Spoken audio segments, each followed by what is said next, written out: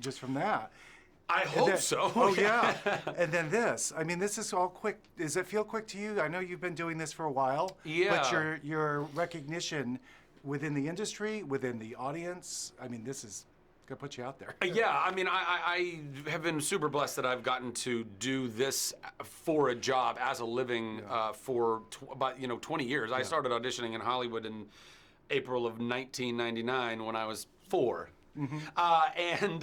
So it's been a journey for sure, and I've gotten to do some really cool jobs that have also given me some recognition, or people could recognize me from like the show Chuck that I did, or from Tangled. Of course, that was a primetime show. Yeah.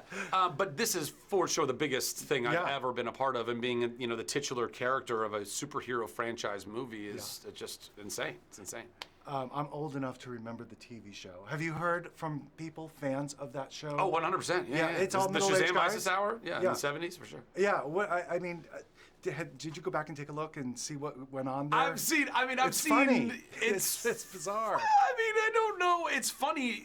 Well, I think we look at and see that it's funny because it's so dated and it's so interesting in its own right, and also very different than the comic book. I mean, there was a Winnebago involved, so it's a different kind of take on the franchise.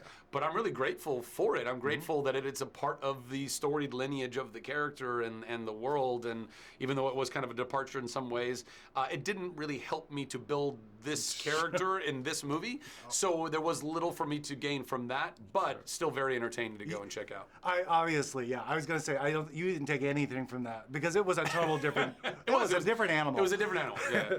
But and you're kind of introducing, I think, Shazam to people that don't remember that. This is like a fresh superhero to them. Yeah. And it's hard with Marvel, all the DC comics, that everyone feels like, oh, maybe they've done them all, but no. No, not at all. I mean, there are so many more superheroes and supervillains and all that exist within all of the comicdom worlds, and I look forward to audiences getting to meet a lot more superheroes.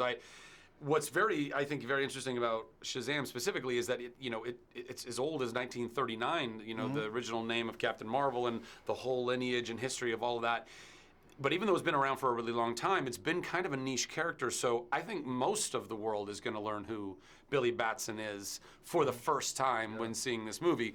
Obviously, there are diehard Captain Marvel Shazam fans that have been the lifeblood of keeping the character around and supporting it and believing it, and therefore DC keeping it around and continuing to keep it in various publications. So it's cool that all that's paid off for them, and I hope that they really get a treat of a film and seeing their favorite hero come to life. Wrapping up, last question, what's your favorite part of being a superhero? Doing good. Yeah. I think it's really cool to play a character that is pure of heart and is chosen for that purpose, and that while struggling with it a little bit and trying to figure out who he is and what these powers mean to him, he gets there and he realizes that he's got a responsibility with this, and that's quite a privilege too. And I think that we, if we can all look at whatever platform we have as being a privilege, and to be able to speak from that and go and help make the world a better place, I mean, that's all tied into the same place. Yeah.